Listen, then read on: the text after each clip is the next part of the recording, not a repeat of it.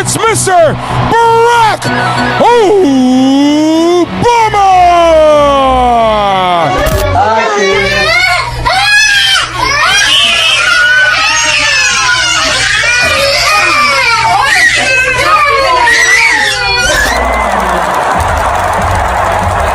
From protests to inflatable baby floats, it's no surprise Donald Trump despises Barack Obama. I mean, the Warriors visit Obama. One college player forgot that there was even a team in Oakland. That was Klay Thompson, by the way. And even shoot promos. Incredible dancer. I don't know if people are going to believe it. While Donald Trump disinvites Golden State, Obama hoops with his staff. Donald Trump yells at them. Let's do that over. He's coughing in the middle of my answer. Yeah, okay. I don't like that, you know? Your chief of staff. If you're going to cough, please leave the room. Obama plays pig with the UConn women's basketball team. I love you! Obama! Oh! He touched my hand! Touched my hand! Obama, I love you! Thank you! And if you give me your vote, I promise you, you will continue to have a president who hears your voices. A president who fights for your families. 47 years old, he will be the first African-American president of the United States.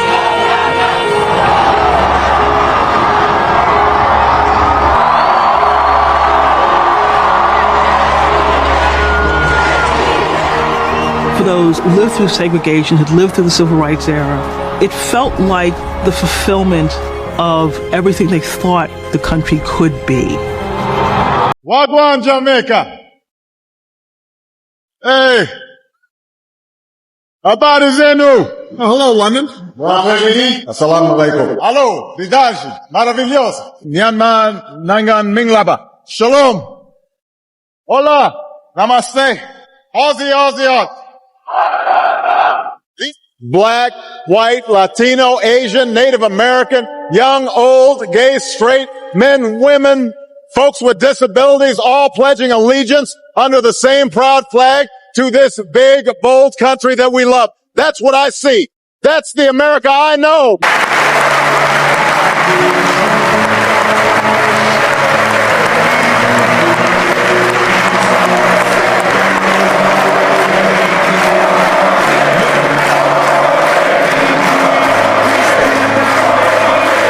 In the face of struggle and loss.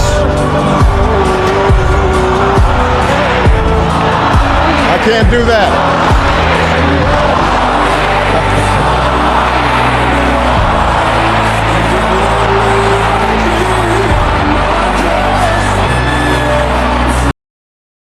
I believe we can seize this future together because we are not as divided as our politics suggests.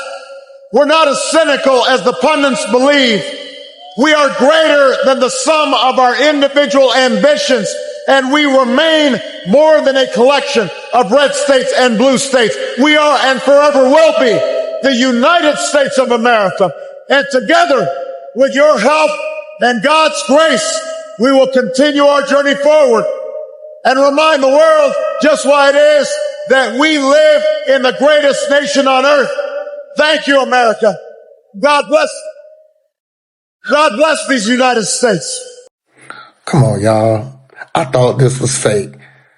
Iran said they only gonna negotiate with the GOAT, the greatest of all time. They only gonna negotiate with Obama. What the hell? Come on, y'all. It's crazy, right? So Iran just tweeted out that they will only negotiate with Obama. Yep. They said, sorry, we're holding out for the GOAT.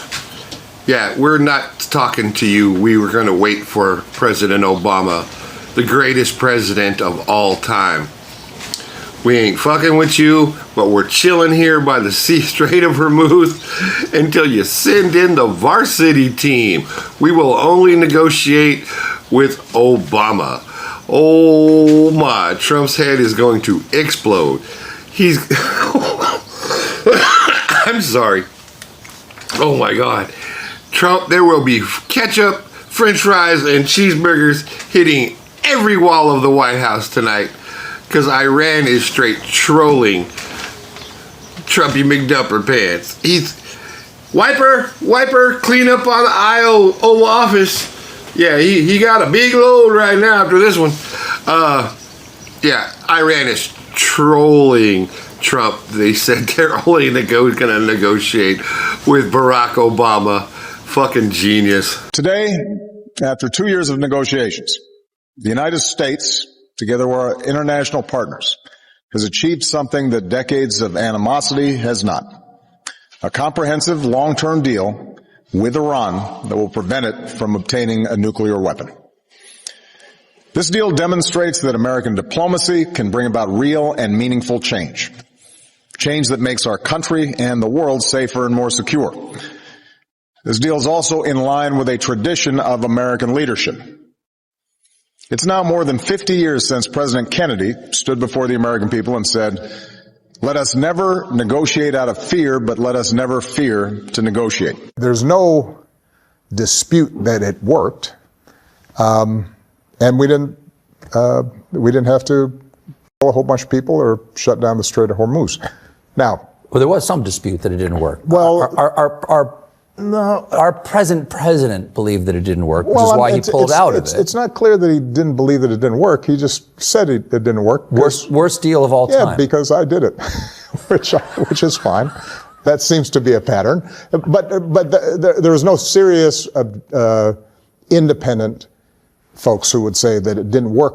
Obama he gave Iran the right to have a nuclear weapon at the highest level within a very short period of time, and I terminated that agreement. It was actually Trump who gave them the right to produce nuclear weapons when he pulled out of the JCPOA agreement that Obama signed with Iran. Trump is literally rewriting history because his supporters are too ignorant to follow. These nations aren't playing for second place. They're putting more emphasis on math and science. They're rebuilding their infrastructure. They're making serious investments in clean energy because they want those jobs. Well, I do not accept second place for the United States of America.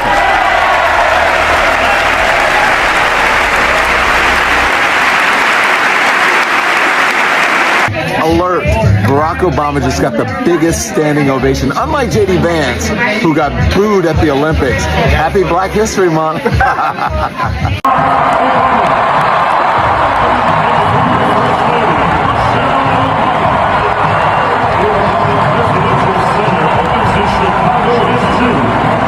Donald Trump has just said that he is serious about remaining president of the United States for the next 8 years. Not 4. In an interview with NBC this weekend, he said that he is not joking about running for a third term, and that there are methods to go around the Constitution which currently prohibits more than 2 terms. He agreed with the interviewer that one method would be that J.D. Vance run as president, with Trump as the vice president, and then if J.D. Vance wins, he would just pass the presidency over to Trump. He also said, though, that there are other ways to do it too, but then when asked if you would like to elaborate, he just said, no. He said that a lot of people want him to stay on for 8 more years, but he thinks it's far too early to even think about it. He would also be 87 at the end of his 3rd term. So the question is, should Trump remain president until 2033 or not? So many people are saying, you've got to run again. They love the job we do. Most importantly, they love the job we do. I don't want to talk about a 3rd term now because no matter how you look at it, you got a long time to go. We have a long time. We have almost 4 years to go. And that's a long time. But despite that, so many people are saying, you've got to run again.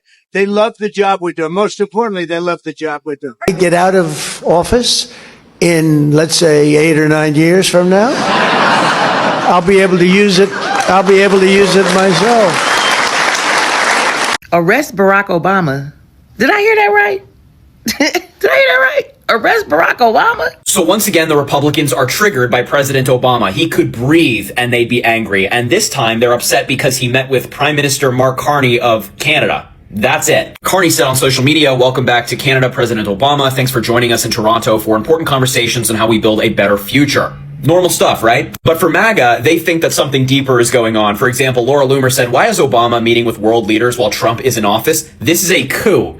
She thinks that Obama meeting with Carney is an attempt to overthrow the United States government. Another popular MAGA account on Twitter said, he's a former president. This violates the Logan Act. No, it does not. Honestly, I don't know what the F he thinks he's doing. The balls the Democrats have, unbelievable. I actually responded to that tweet by saying this you, referencing her back in 2024, celebrating Donald Trump meeting with Netanyahu at Mar-a-Lago. The MAGA Republicans hate Obama because he's better than Donald Trump in every single way, and people actually like him. He's one of the most popular politicians in America. Despite leaving the presidency years ago, people still love him. So they're saying Obama's trying to start some type of coup, and I'm saying, where can I sign up? I'm a 54-year-old gay man with like no military experience, but you know, I can help you decorate or something. I don't know. But whatever services I can provide for the coup, count me in. If I were named Obama, I would have had the Nobel Prize given him in 10 seconds. He got the Nobel Prize. He didn't even know what the hell he got it for. Remember, he got elected. Well, so did I. He got elected, and they announced he was getting the Nobel Prize. Remember, he said, "Oh, what did I do?" He didn't know what the hell he did. He got the Nobel Prize for doing nothing. For getting elected, but I got elected too. And, you know, if I think of that, we did something, the Abraham Accords, unprecedented. Nobody thought it was possible. And I'm not saying want or not. I'm just saying if it was anybody else, liberal, Democrat, they would have had it before the damn thing was even signed, you know. So there has to be fairness, and I don't care about, I'm not looking for it. I'm not politicking for it. I'm just saying that there's a lot of unfairness in this world, and I think... Hello, everybody. What? As we approach Veterans Day, I wanted to stop by and just say thank you for your extraordinary service to you, your family. The sacrifices that all of you made to protect our country is something that will always be honored. And we are very grateful, and we also happen to welcome you with a 70-degree day in D.C., which doesn't always happen around here. Sir? That's the first time I've seen a president, former or current, greet an honor flight, and that is absolutely amazing. A commander-in-chief, a leader who's going to show up and tell you that your service was worth something. I think that's the important part, so I think it was a great thing to have. Last time I got to see a president, it was Gerald Ford. Which part? Not being around, always on vacation, never in the office. Why do you think Barack Obama wasn't in the Oval Office on 9/11? That I don't know. We'd like to get to the bottom of that. We don't even know if he's a citizen. Yeah, if you don't look at the birth certificate, there's almost no evidence there. Exactly. So there's nothing Barack Obama could do to prove that he was born here. If there was maybe witnesses that were attendants at his birth. Like his mother? Would you listen to his mother? No. She has motivation to lie. So you don't trust Donald Trump's birth certificate either? Yeah, because he's been here forever. Well, how do you know? But what's your proof? Well, his parents and... But no, but they're biased. I'm talking about like people who could be in the room. Why would they be biased? Well, like, I'm just using your logic against you. I'd like to terminate Obamacare, come up with a brand new, beautiful health care. Beautiful health care. Beautiful. I don't have that stupid Obamacare. I'm covered by the Affordable Care Act. The Affordable Care Act is Obamacare, genius. On health care, we should all be proud of the enormous progress that we've made through the Affordable Care Act, providing millions of people access to affordable coverage, protecting millions more from unscrupulous insurance practices. I noticed, by the way, that since it's become popular, they don't call it Obamacare no more. Family, Barack Obama is suddenly trending again, and MAGA supporters are absolutely spiraling over it. And what's even more fascinating about this moment is that Obama hasn't even needed to officially return to politics for his presence to shake the internet this hard. Just his name trending again was enough to trigger panic, to trigger outrage, conspiracy theories, and even emotional meltdowns across conservative spaces online. And honestly, family, it reveals something much deeper about American politics, about culture, and even fear, because after all these years, Obama will still occupies a unique space in the minds of the both his supporters and his critics. And for many Americans, he represents a time they now look back on different differently, especially when compared to the chaos, to the division, and even non-stop outrage politics dominating today's political landscape. But for MAGA supporters, Obama remains something else entirely, a symbol they never emotionally moved on from. And that's the part people need to understand, family. Obama's presidency ended years ago, yet the emotional reaction he still provokes inside conservative circles is incredibly intense. And the moment his name trends, the internet suddenly fills with accusations, with panic, and even outrage. And some immediately starts claiming he's secretly running the country, and others insist he's planning some kind of political comeback. And then there are the people acting genuinely offended that Americans still speak positively about him at all. But underneath all that anger is something really deep, family: comparison. Because whether people want to admit it or not, Obama's image tends to reemerge during moments when Americans feel exhausted, uncertain, or even overwhelmed by the current state of politics. And people begin comparing leadership styles, public behavior, communication, scandals, economic memories, international reputation, and even basic presidential decorum. And those comparisons make some people deeply uncomfortable. And what makes this even more interesting is how social media amplifies nostalgia. A single Obama speech clip, interview, joke, or even public appearance can suddenly go viral and even completely dominate timelines for days. And younger audiences who were children during his presidency are now adults, rediscovering old speeches and moments online. And while older Americans remember an era that, rightly or wrongly, feels calmer compared to today's constant political warfare. And that nostalgia becomes fuel for the internet discourse, family. And MAGA spaces immediately react as if Obama trending is some kind of political emergency. But the reaction itself is what keeps pushing him further into the spotlight. And every angry post, every meltdown, every rant only makes people click more, search more, and talk more. And here's the uncomfortable truth many people don't want to admit, family: Obama still has cultural influence. Whether someone agrees with his politics or not, he remains one of the most globally recognizable American political figures of the modern era. And he still commands attention instantly. He still trends with ease. He still generates headlines without even trying very hard. And in an internet-driven political culture where attention is power, that matters a lot, really. And MAGA supporters understand this, which is why the emotional reactions become so intense every time Obama re-enters public conversation. Because attention is currency now, family. Visibility matters, narrative matters, symbolism matters.